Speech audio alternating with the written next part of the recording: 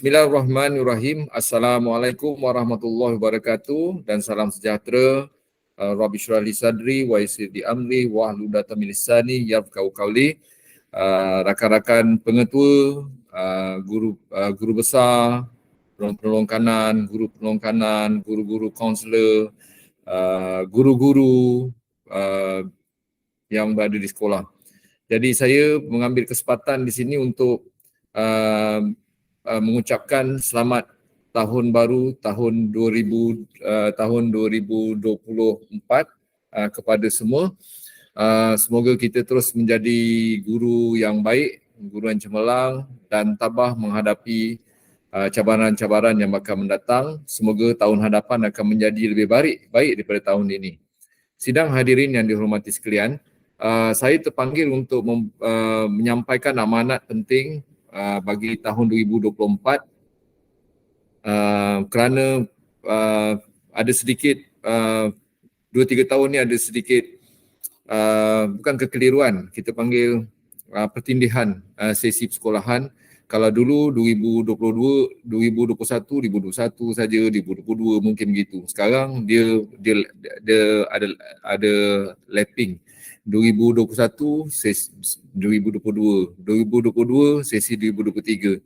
Jadi walaupun kita masuk tahun baru, sesi akademik kita bagi tahun 2023 masih belum berakhir. Jadi saya suka ingatkan kepada semua warga sekolah menengah dan sekolah rendah, khasnya bagi sekolah menengah lah. Kita telah kesuntukkan masa, we are running out of time. Pada 8 hingga 11 hari bulan Januari ini kita ada akan menghadapi ujian bertutur bahasa Melayu, kemudiannya 8 hingga 11, kemudian 17 hari bulan hingga 23 bulan kita ada ujian bertutur bahasa Inggeris, kemudiannya 29 hari bulan Januari maka bermulalah ujian mendengar. Ujian mendengar, listening skill bagi bahasa Melayu dan bahasa Inggeris 29 bulan 1 dan selepas itu kita akan menduduki peperiksaan bertulis. Jadi masa sudah tersuntuk lebih kurang 19 hari sahaja. Bagi pelajar-pelajar yang tidak mengambil peperiksaan SPM, pelajar tingkatan 1 hingga tingkatan 3, tahun 1 hingga tahun 6, kita semua juga hanya mempunyai masa lebih kurang dalam 4 atau 5 minggu sahaja. Jadi suka saya menyeru kepada warga sekolah, pentadbir dan semua guru supaya kita memastikan kerja-kerja kita, kerja buat kita telah kita lakukan dengan sempurna dan dengan sebaik mungkin. Jadi hari ini saya nak sampaikan berkaitan dengan amanat tahun baru ni. Saya suka nak membuat tentang PPM 2013 hingga 2025, Connecting the Dot. Maksudnya kita mengimbau kembali, kita recap kembali hala tuju kita dan kita membuat sambungan apa yang kita telah lalui supaya kita lebih memahami status kita pada hari ini. Pertama sekali, berkaitan dengan TS25. Tuan-tuan dan puan-puan sekalian, TS25 merupakan program strategik. Program strategik kementerian yang berada di bawah PPPM ataupun kita panggil Malaysian Education Blueprint. Jadi kita seringkali mempunyai pemahaman yang berlebih-lebihan kadang-kadang ataupun tidak memahami langsung ataupun kita bersifat overzealous terhadap TS25 ni. Sebenarnya TS25 ni dia lebih kepada ingin mengubah budaya sekolah sebenarnya. Budaya pembelajaran di sekolah ataupun dipanggil the cultural change in school. Jadi TS25 ni disewajarnya ia bukan sekadar kita menghabiskan modul 1 hingga modul 8 ataupun sekarang dah tambah lagi sisipan modul 9, modul 10 iaitu high order thinking, HIP dan juga STEM. Ada 10 modul. 2 modul akhir tu modul boleh katakan modul sisipan. Jadi sebenarnya dia lebih kepada untuk menyediakan sekolah kepada budaya bekerja baru, budaya pembelajaran baru. Dan kita lihat pada kerangka TS25 ini, kita semua wajar memahami dia punya core dia, trust dia, itu yang paling penting. Kadang-kadang gambar rajah ini tidak diambil kira. Sekolah TS25, trustnya ialah menekankan pedagogi, DSKP dan pentaksiran. Itu yang perlu dijalankan dengan sebaik mungkin mengikut acuan yang telah ditetapkan. Mengikut mandat sedia ada.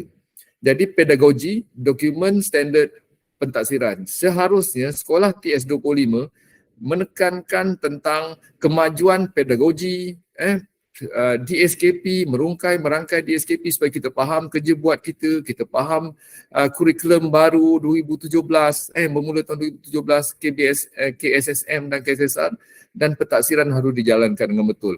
Itu perkara utama dalam TS25. Dan dikatakan untuk mewujudkan, di kelilingnya itu dikatakan untuk mewujudkan persekitaran pembelajaran bermakna. Persekitaran pengajaran dan pembelajaran bermakna. Bila kita cakap persekitaran pembelajaran bermakna, dia bukanlah bermaksud kita mengubah persekitaran fizikal semata-mata. Maksudnya kita sibuk memikirkan nak buat taman, buat cat bangunan, mewujudkan pelbagai bilik-bilik khas. Sebenarnya kalau kita buat itu sekalipun tapi tidak berlaku pembelajaran bermakna, tidak berguna maksudnya. Maksudnya itu hanyalah perubahan kosmetik. Kita nakkan perubahan cultural dia. Budaya pembelajaran itu yang paling penting.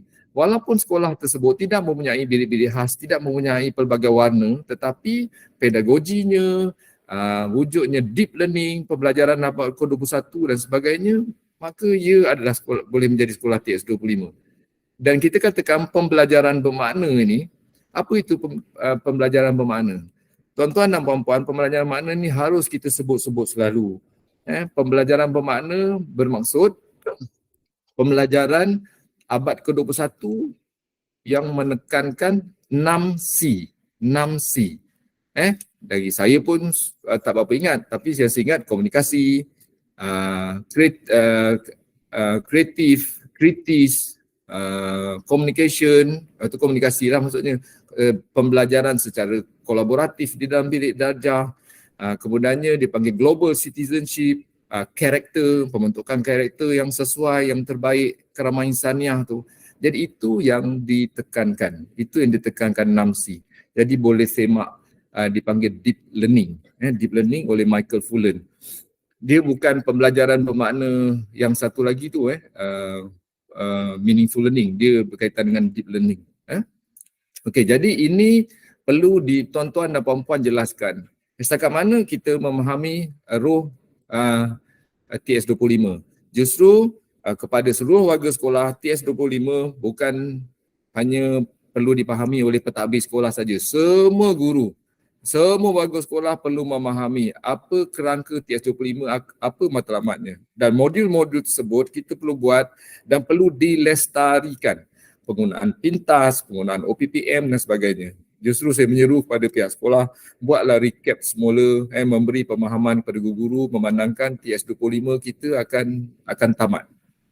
Bukan tamat lah, maksudnya PPPM kita ni akan tamat tahun 2025. Jadi keberkesanannya tu kita harap dapatlah mencapai sasarannya. Okey, perkara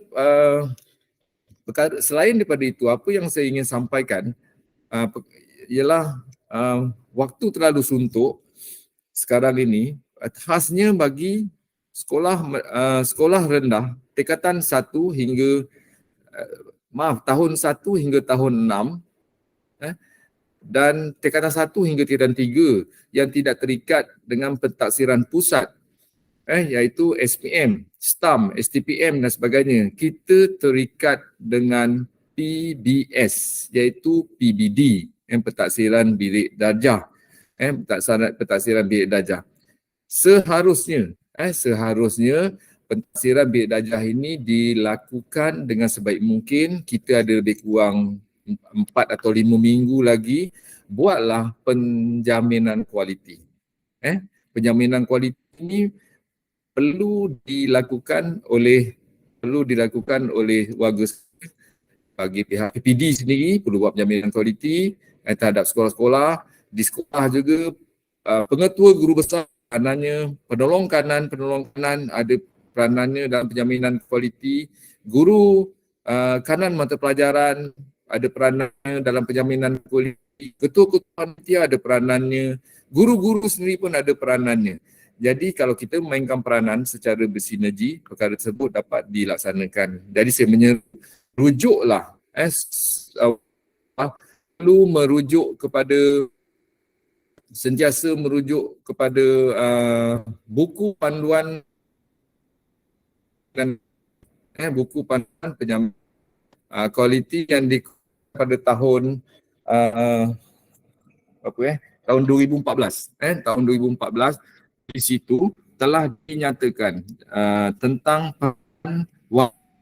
peranan pengetuanya dalam penjaminan kualiti dan penolong kanan pentadbiran, peranan HEM, peranan fikir kukuh, semua sekali warga sekolah dah ada peranan dan dah ada checklistnya di situ, dah ada borang PKM, dah ada borang PKS di situ, semua sangat mudah. Cuma kadang-kadang kita tak mau merujuk. Soalnya dia menjadi milik pengetua atau penolong kanan. Sebenarnya semua guru perlu merujuk buku panduan penjaminan. Kami sebagai PPD, kami telah melaksanakan tugas kami telah membuat penataran, kami telah buat CPD bagaimana melaksanakan penjaminan kualiti. Sekarang perlu disambut baik oleh pihak sekolah dan banyak sekolah telah kita panggil di kampung sekolah SK Kampung Melayu tempoh hari. Jadi laksanakan PPD perlu dijalankan dengan betul. Dan PBS, pentadbiran berasaskan sekolah ni dia ada 5 elemen, pentadbiran pusat, pentadbiran JK, psikometrik, SEGA dan sebagainya merujuk dalam buku tersebut. Jadi, tempoh 1 bulan ni pastikan proses-proses penjaminan kualiti telah dilaksanakan. Apa proses penjaminan kualiti tersebut? Dari segi pementoran, pemantauan, pengesanan dan juga penyerasan sampai ke peringkat pelaporan. Dan ia perlu dilakukan dengan telus dan adil. Markah-markah perlu jinak, bukan markah-markah yang dimanipulasikan. Bukan. Dan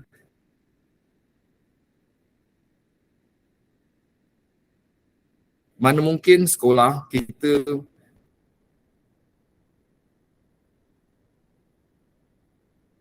berpuas hati dengan pelajar. Seawal bulan 10, 11 kita dah berpuas hati dengan pelajar TP3. Pelajar saya dah dapat TP3, maka kita pun dah dapat satu. Tidak boleh tuan-tuan dan puan-puan. Kita minimum pencapaian pelajar minimum TP3 sampai ke hari terakhir pentadbiran, hari terakhir persekolahan dia. Mungkin dia boleh sampai ke TP4, kita pun tak tahu. Okey, jadi itu perkara kedua yang ingin saya sampaikan lah.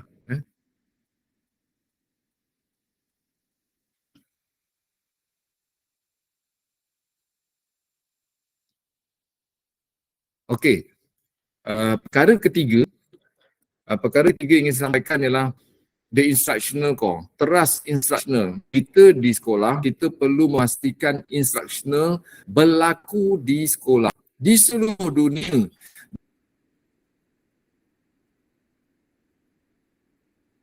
Dan di sekolah,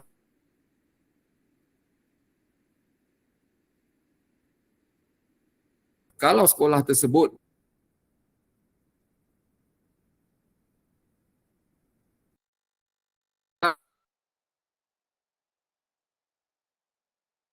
darjah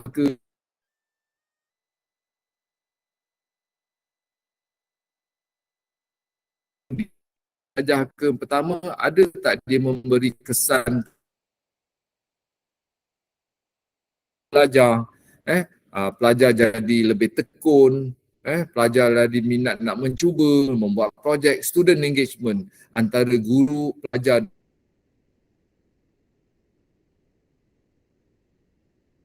dengan guru.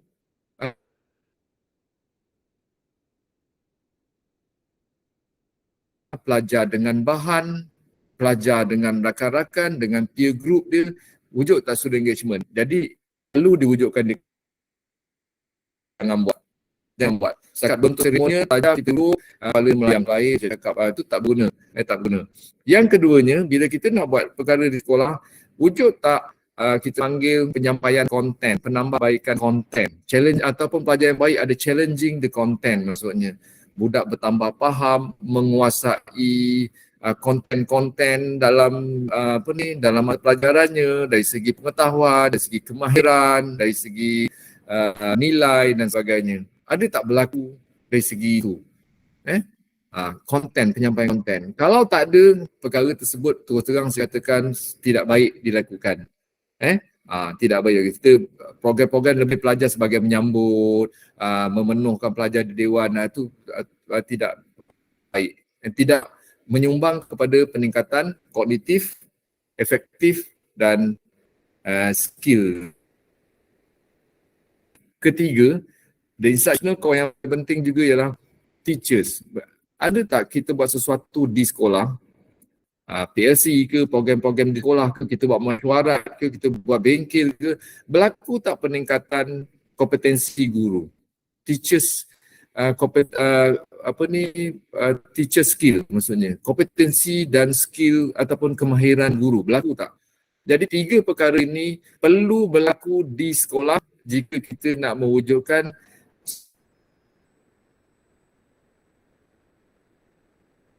sekolah yang berkesan, effective school. Dan perkara ini memang telah digagaskan oleh kalau tak silap saya Richard Elmer. Richard Elmer. Boleh tuan-tuan boleh rujuk, dan ini memang dipakai sejak satu kita tokoh pendidikan. Dia buat tokoh pendidikan dan berkesan. Satu lagi terlanjur saya beritahu ini, tuan-tuan dan puan-puan sekalian, guru-guru yang saya hormati lah. Saya sangat hormati guru-guru yang sekarang ni, banyak guru muda sekarang. Baru-baru ni kita dapat lagi 90 lebih orang guru lah. Tapi yang besar ni 100 lebih. Pengisian masih tak cukup lagi di PPD Keluang. Kalau kita nak memastikan kejayaan, sekolah yang berkesan adalah sekolah yang berjaya mewujudkan pembelajaran berkesan. Maksudnya effective learning and effective teaching. But effective learning is more important than effective teaching. Dia lebih penting berlaku pembelajaran. Kalau cikgu sehebat mana pun mengajar tetapi tidak berlaku pembelajaran berkesan, tidak berguna. Dan justru abad ke-21 ini yang kita lebih menekankan student centered. Pelajar mendapat ilmu dan membina ilmu dia sendiri, membina gagasan dia sendiri tanpa had. Dia boleh pergi dari segi taksonomi Bloom dia boleh pergi sampai ke peringkat aplikasi, mencipta dan sebagainya. Jadi pembelajaran berkesan, satu perlu diwujudkan 6C, pembelajaran bermakna. 6C, pembelajaran bermakna. Jadi tuan-tuan dan puan-puan, apa yang saya cakap ini sebenarnya tidak membebankan tuan-tuan kerana dia berkaitan dengan kerja buat kita. Saya tak suruh buat perkara-perkara yang bukan berkaitan dengan kerja kita. Kerana apa? Ini adalah professional knowledge base tuan-tuan sebagai guru. Tuan-tuan dan puan-puan sebagai guru, itulah professional knowledge base tuan-tuan. Kalau doktor, dia berbangga dengan kebolehan dia merawat. Kalau jurutera, kebolehan dia membina sesuatu. Arkitek, mereka bentuk sesuatu. Kita sebagai guru, apa kita punya professional knowledge base kita? Itulah dia pedagogi. Terus belajar pedagogi. Jangan jadi seperti saya. Keluar daripada universiti dulu tahun 93, katakan 92. Keluar universiti tahun 92, katalah mengambil diploma pendidikan ke atau KPLI ke. Itulah kali terakhir saya belajar tentang pedagogi, tentang psikologi kanak-kanak dan sebagainya. Itulah kali terakhir. Jadi kita ni sebenarnya mesti upskill. Upskilling perlu berlaku. Reskill perlu berlaku. Kerana dunia dah berubah. Pelajar dah berubah. Kurikulum dah berubah. Jadi kita pun mesti upskill, kena tengok balik pedagogi pun. Ada pedagogi psikologi kanak-kanak ni yang masih sama lagi. Ada yang baru. Jadi guru-guru baru ni kita sangat berharap berkongsi lah, buatlah PLC. Okey. Jadi the instructional core tu perkara kata saya perkara ketiga tadi. Ingat jadi ni semua guru mesti dengar apa yang saya sampaikan ni. Okey. Okey, melangkah ke hadapan. Melangkah ke hadapan ni dipanggil one page management tools. Memahami apa dasar pendidikan kita pada ketika itu dikeluarkan pada tahun 2017, maka dibuatkan 2018. Dibuatkan dalam bentuk satu helai supaya orang faham, orang mudah faham. Dan saya rasa ia masih relevan lagi sehingga ke hari ini. Jadi kita memahami kenapa ada PBD, kenapa ada SPM. Kalau kita lihat itu dari segi pembelajaran. Tuan-tuan tahu tak, pembelajaran lebih penting daripada pengajaran. Sebab itu di PPD sendiri wujud pembelajaran, sektor pembelajaran. Di jabatan juga ada sektor pembelajaran. Kenapa dia tak ada sektor pengajaran? Kerana pembelajaran tu lebih penting. Malah di mana-mana organisasi sekarang banyak wujud dipanggil the learning organisation. Maksudnya organisasi yang berlaku learning, organisasi itu akan lebih berkembang dan akan lebih maju. Okey, berbalik kepada dalam gambar rajah ini, ada dalam one page management tool ni, OPMT ni dipanggil. Kalau kita lihat bidang tumpuan, kalau guru-guru boleh tengok situ, pembelajaran berorientasikan pertumbuhan, growth. Jadi kita dah berubah dari segi orientasi peperiksaan kepada pertumbuhan. Sebab itu ada PBD. Kalau kita lihat seawal pelajar tahun 1 sampai tahun 3, dia lebih kepada pembentukan karakter. Pembentukan karakter, membina pengetahuan, membina nilai, tapi tidak ditekankan peperiksaan membabi buta. Walau bagaimanapun bila masuk ke SPM barulah ditekankan tentang kecemerlangan. Sebenarnya ini satu wawasan yang baik sebenarnya. Kalau tuan-tuan tengok dari segi apa yang pernah saya katakan, dari segi growth ni, kita menekankan school base, student base, kita menekankan perkembangan setiap individu. Bukan macam dulu, kita ambil keputusan, okey sekolah kami dapat GP ni, okey sekolah kami dapat berapa orang dapat A.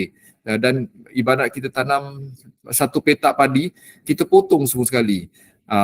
Kita berbangga, padi di daerah saya menghasilkan 1000 tan metrik.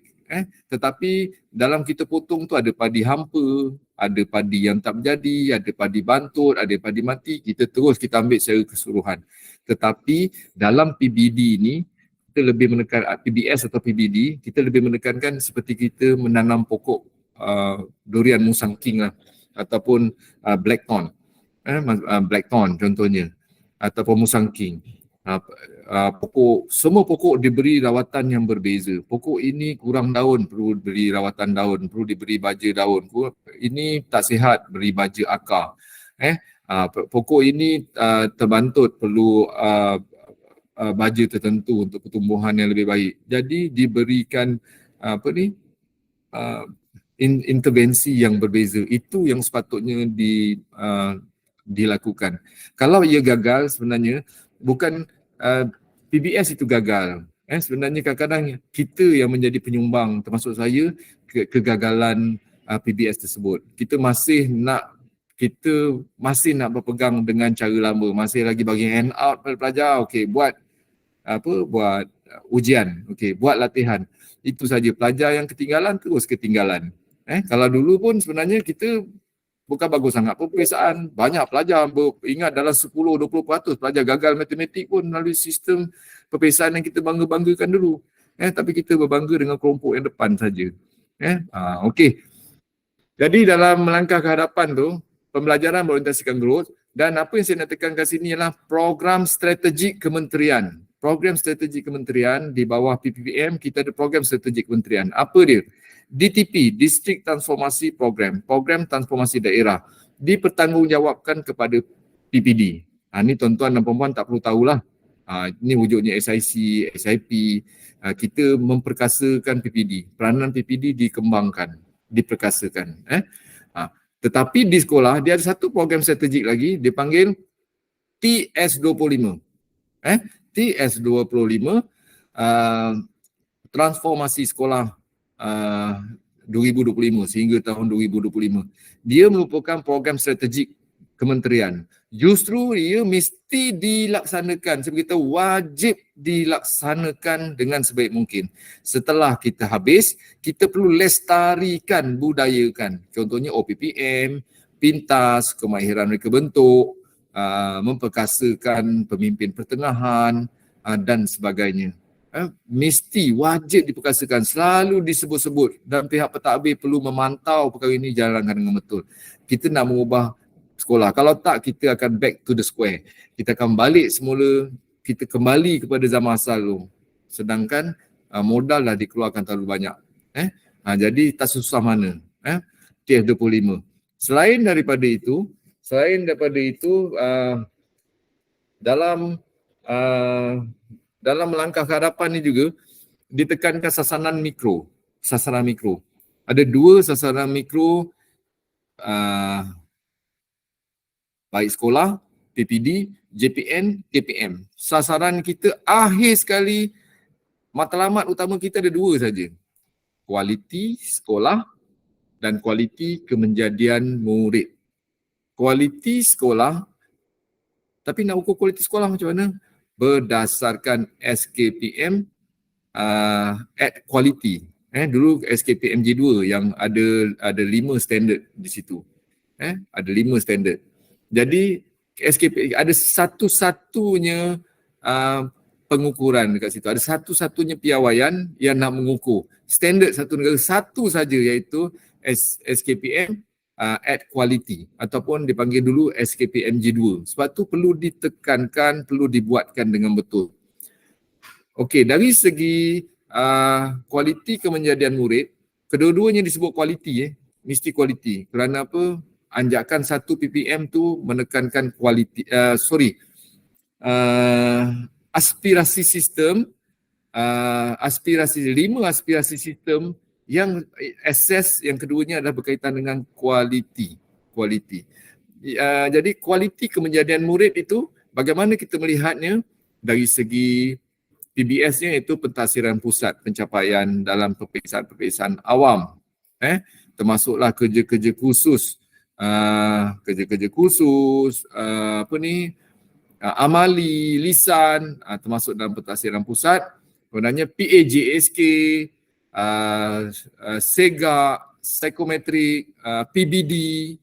Jadi kesemua itu mesti dilaksanakan dengan betul. Kita perlu memastikan penjaminan kualiti dilakukan berkala, bukan saat akhir, tak mau. Mesti berlakukan berterusan. Ni ada tempoh dalam sebulan ni, pastikan data-data adalah genuine, betul. Berlaku pengesanan dia, maksudnya dibuat semakan kembali. Semakan. Okey, moderasi perlu dibuat. Moderasi, penjajaran semula markah-markah tersebut. Perlu diambil sampel-sampel mana markah-markah yang ekstrim, yang menimbulkan keraguan. Perlu dilihat bagaimana ia dijalankan, mengikut DSKP ataupun tidak. Ini yang perlu dilakukan oleh pihak sekolah, pentadbir dan MLT, SLT dan MLT di sekolah. Jadi itu dah bagian melangkah ke hadapan. Kenapa saya cakap benda ni? Saya takut tuan-tuan dan puan-puan lupa. Jadi saya ingatkan 2 sasaran mikro kita, baik KPM, baik jabatan, baik PPD, dia mesti berakhir kat sini. Kalau 2 sasaran mikro ni tak capai, gagal, maksudnya PPD gagal, semua pihak akan gagal. Semua mesti berakhir di bilik darjah. Mesti berlaku di bilik darjah. Kemenjadian ni semua sekali berlaku di bilik darjah ataupun di sekolah. Kemenjadian kami bergantung kepada kemenjadian sekolah sebenarnya. Jadi tanggungjawab tuan-tuan tu besar. Setakat ni saya tak ada cakap benda-benda yang kata orang tu yang jargon, istilah-istilah yang orang tak tahu. Okey. Ni tak tahulah perkara kelima ke apa saya tak tahu. Kemudiannya ada satu lagi, dia keluar tahun berikutnya, 2018 tak silap saya 2019. Tadi naratif baru 2018. Kemudiannya tahun berikutnya Datuk Dr. Amin Senin keluarkan satu lagi naratif baru. Dia tekankan perkara yang sama juga, tuan-tuan boleh lihat dan Google. Tengok dia tekankan pembangunan kapasiti guru, tak lari daripada yang saya sebut tadi, instructional core, kompetensi guru. Kemudiannya pembelajaran pedagogi tu sama juga dengan student engagement. Kemudiannya dalam TS25 kerangka tiga segi tu menekankan pedagogi, dan ditekankan lagi kepimpinan sekolah. Kepimpinan sekolah yang bagus akan melonjakkan pencapaian sekolah. Sekolah akan menjadi berkualiti. Okey. Jadi dalam ini ditekankan ada beberapa perkara. Ada beberapa perkara, iaitu kalau kita lihat dari segi perubahan pedagogi. 2019 tu dia cakap perlu berlaku perubahan pedagogi, bukan macam dulu chalk and talk, bagi bahan, cikgu tak ada satu minggu, bagi tinggalkan nota, tinggalkan kerja, dah tak boleh zaman sekarang ni. Saya sebagai PPD saya tak benarkan, perlu ganti, perlu swipe kelas sebelum atau selepas, mesti buat seperti itu. Jadi berlaku pembelajaran bermakna, ni tuan-tuan boleh rujuk pembelajaran abad ke-21, pembelajaran abad ke-21. Pembelajaran abad ke-21 ni perlu difahami juga, dia ada kaedahnya pembelajaran abad ke-21, ditekankan 4C tu, 4C abad ke-21. Okey. Kemudiannya pentafsiran bilik darjah, PBD. PBD, maksudnya PBD ni juga dah jadi satu isu penting, perkara penting kerja buat kita. PBD mesti dijalankan dengan sebetul-betulnya kerana dia melibatkan masa depan pelajar. Pembelajaran yang betul dan pentaksiran yang betul berdasarkan DSKP dan pedagogi. Jadi jangan abaikan, di sekolah itulah kerja buat kita. Bukan kita asyik fikir macam mana nak cantikkan bilik, macam mana nak cat bangunan. Tak boleh, itu sebenarnya kita lari daripada realiti sebenar. Walaupun sekolah itu tak begitu cantik, tapi minda pelajar tu cantik, minda guru tu cantik, adalah pada saya lebih elok. Sekolah memadai, bersih, berfungsi dengan bagus. Tak perlu buat lebih-lebih. Yang penting bangunkan karakter dan minda pelajar. Bukan bangunkan fizikal semata-mata. Okey. Jadi TS25, bagaimana tu berpusatkan murid tu sama juga TS25. Kemudiannya ditekankan pembangunan kapasiti guru. Apa yang saya nak tekankan di situ ialah PLC, Professional Learning Community, perlu berlaku di sekolah. Sekarang ni sepatutnya kita cross sekolah pun boleh, Professional Learning Network, asalkan berlaku peningkatan guru, kompetensi guru. Kompetensi guru ni bukan dalam kurikulum saja, dalam KOKO juga. Kita jangan asingkan kurikulum dengan KOKO. Kurikulum maksudnya pembelajaran pembelajaran di luar bilik darjah. Kurikulum di luar bilik darjah. Tapi tak bolehlah perjumpaan KOKO dengan perjumpaan 1 tahun 12 kali. Kita patutnya kita buat sukan, buat budak-budak memasak ke apa-apa aktiviti KOKO, buat kemah, tiba-tiba KOKO kita buat apa? Kelas matematik, kelas sejarah, kan membosankan tu.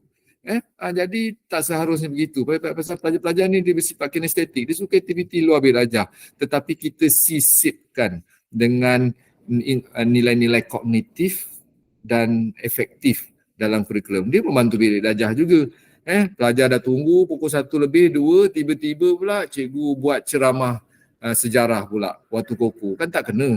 Kecuali lah kalau program pecutan, itu pun setelah cukup 12 kali perjumpaan KOKO untuk bidang badan uniform contohnya. Jadi PLC wajib dilakukan dengan betul. PLC tak boleh superficial PLC. Superficial PLC ni setakat tengok berkumpulan bincang perkara-perkara yang biasa. Dia tak menghasilkan satu gagasan baru untuk peningkatan kompetensi guru, tak memberi kesan kepada student engagement, tidak memberi kesan kepada penyampaian konten. The instructional core ni. PLC juga mesti merujuk kepada 3 tadi, instructional core. Ada tak dia memberi kesan kepada instructional core di bilik darjah? Okey. Jadi PLC mesti merujuk kepada memberi kesan kepada ni lah, PLC. Sebenarnya dari segi pengurusan pendidikan, dia nak capai kualiti sekolah. Itulah dia dikatakan mesti ada dialog prestasi di sekolah, patutnya di amalan, SKPM add quality, mesti dibuat dengan betul, dengan genuine, secara autentik data-datanya. Kerana itu dia adalah alat pengurusan. Beri skor sebaik mana pun, kita nak show off kat PPT buat apa? Tak guna. Lebih baik kita letak sesuatu yang betul. Oh, aku lemah dari segi ni. Aku lemah dari segi 1.13. Aku lemah dari segi ni. Jadi kita boleh ambil data tersebut sebagai kita punya training need analysis. Pelajar kelas aku dari segi penitia aku tak bagus dari segi penilaian, membuat pentaksiran. Pelajar-pelajar kurang tidak belajar secara aktif. Contohnya. Jadi kita boleh ambil data tersebut sebagai training need analysis. Jadi kita punya PLC nanti, kita punya bengkel kita berdasarkan kita punya kita punya SKPM tadi. Jadi gunakan SKPM dengan betul. Jangan kita buat sambil lewa. Ni bukan untuk, inilah kelemahan sistem kita. Perkara-perkara seperti ini semua hanya pengetua saja tahu atau perlung kanan saja tahu. Sebenarnya semua guru mesti tahu. Semua guru. Dan saya percaya guru-guru sekarang adalah guru yang hebat. Dan guru-guru lama juga adalah hebat. Saya panggil guru lama adalah guru yang ulung. Guru yang ulung. Dia dah menghasilkan banyak kejayaan di sekolah. Okey, dah perkara, saya pergi kepada ke-6. Ini saya dah sentuh tadi, penjaminan kualiti. Okey. Ini semua sudah. Satu lagi perkara ke-7 saya nak beritahu tentang peranan PIBG dan komuniti. Ini selalu salah difahami dalam kerangka TS25. Ada pihak-pihak dan kita nak mewujudkan persekitaran pembelajaran berkesan dalam bilik darjah, di dalam sekolah. Berwujudnya 6C yang saya maksudkan pembelajaran berkesan. Bukan pelbagai bilik, pelbagai lorong, pelbagai warna itu pada saya itu mungkin 5% atau 10% sajalah. Tapi nak wujudkan pembelajaran berkesan yang memberi kesan pada peningkatan kognitif, peningkatan efektif dan kemahiran. Ada satu dipanggil guru mesti guru berkualiti. Berkualiti dari segi pedagogi. Guru serba boleh. Guru yang mempunyai psikologi yang bagus, memahami psikologi kanak-kanak. Psikologi kanak-kanak. Walaupun ngajar sekolah menengah, mesti ada psikologi kanak-kanak. Kenapa? Kanak-kanak dari segi undang-undang bawah umur 18 tahun. Cuma anda ni dikategorikan awal remaja lah atau remaja, tapi masih dikira kanak-kanak. Dan pemimpin berkesan, SLT, MLT, pengetua SLT, MLT perlu baik, punya wawasan dan perlu participate. Pemimpin yang berkesan dia participate. Dia tak boleh memisahkan diri daripada perubahan. Dia mesti participate, mengambil bahagian dalam perubahan. Bukan dia pengetua guru besar dia perlu tahu semua, tapi dia ambil tahu. Dia pergi jumpa cikgu, dia bertanya, dia tanya masalahnya, dia cuba bantu untuk menyelesaikan, dia memberi sokongan, memberi bimbingan. Itu kita panggil leaders who participate. Kalau kita tak participate dengan perubahan, kita akan jadi manager. We are not a leader. A leader must participate. Jadi di Keluang ni banyak pengetua guru besar yang participate dengan perubahan. Participate dengan apa yang berlaku kat bilik darjah. Sekolah tersebut insya-Allah akan jadi maju. Saya insya-Allah lah pasti sekolah tersebut akan maju kalau kita ada SLT, MLT yang participate. Kita tak boleh duduk kat bilik kita, kita ada jarak dengan guru, tak boleh lah. Satu lagi, sokongan PIBG dan komuniti. Peranan PIBKS. Tuan-tuan dan puan-puan sekalian, PIBKS ni bukan kuda tunggangan kita sekadar kita nak dapatkan duit, nak dapatkan restu, nak dapatkan smart TV. Tidak. Dalam TS25, PIBKS ini dia memberi kesan secara langsung dalam bilik darjah. Mewujudkan pembelajaran berkesan. Contohnya, dipanggil sukarelawan dalam kelas. SK Kampung Melayu ada buat. Banyak sekolah buat lah maksudnya. panggil nurse, kita panggil doktor, kita panggil bomber datang masuk ke kelas, beritahu tentang kejaya sebagai doktor ini, kejaya sebagai nurse ni, dan untuk setengah jam pelajar jadi minat, pelajar dapat ilmu, ada nilai ilmu, ada nilai pembentukan karakter, disiplin dan sebagainya. Itulah dikatakan peranan PIBKS yang paling penting sekali. Kalau tak PIBKS ni haja kita salah faham, PIBKS ni tempat kita nak mohon duit je. Duit lah segala-galanya. Resource paling penting. No, resource bukan terlalu penting sangat pun. Yang penting kita nak gerakkan minda ni, pelajar, bangunkan minda dan ni. Dan jadi kita kena jangan salah faham tentang peranan PIBKS. Dia sebenarnya peranan PIBKS ialah untuk mewujudkan pembelajaran berkesan ataupun kita panggil pembelajaran bermakna di dalam bidik darjah ke, dalam kurikulum ke, itulah yang kita katakan sebagai peranan PIBKS. Sukarelawan negara ini, PIBKS ni kita hanya untuk dapatkan duit dia. Sangat-sangat salah. Sangat-sangat salah. Kita lari daripada matlamat TS25. Okey. Sukarelawan dalam kelas macam orang datang mengajar membaca, mengajar pelajar di kantin, mengajar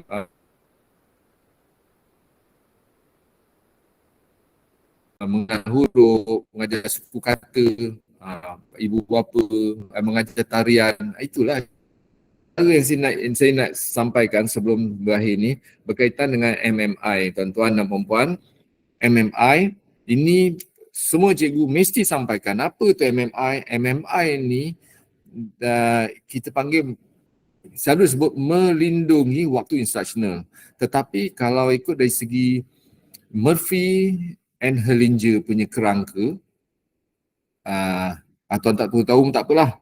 Tapi yang penting memperuntukkan dan melindungi waktu instructional. Bagi pengetu atau calon-calon MPQL tu nanti ada belajar modul 2 memperuntukkan. Katalah awal tahun bila kita buat workload nak belajar waktu, bahasa Melayu lah. Sejarah saya tak ingat lah. Bahasa Melayu katalah tingkatan 1, 2, 3 dia ada 128 jam setahun. Lepas tu dibahagikan berapa jam seminggu. Kita dah peruntukkan, satu kerja kita memperuntukkan, yang keduanya kita perlu lindungi.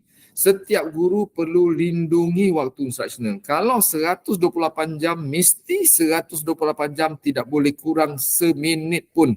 Itulah amanah yang diberikan. Amanah kita dapat dari mandat. Kita kena sampaikan konten-konten tu. Pembentukan kognitif,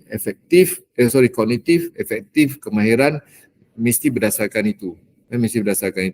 Kalau 128 jam, 128 jam. Justru kalau kita kita dipanggil untuk berkursus, kita perlu menggantikan. Bukan macam dulu kita tak ada 2-3 hari, kita photostat bahan, cikgu masuk relief, cikgu bagi. Lepas tu, dah settle. Tak, pembelajaran tu tidak berlaku. Dia mesti berlaku pembelajaran, mesti swipe dahulu. Dan terlanjur ini saya pun ingin menegur, bagi guru-guru, jangan kata orang tu, berilah sumbangan kepada sekolah kita, itu lebih utama. Jangan kera di hutan, disusukan anak sendiri mati kelaparan.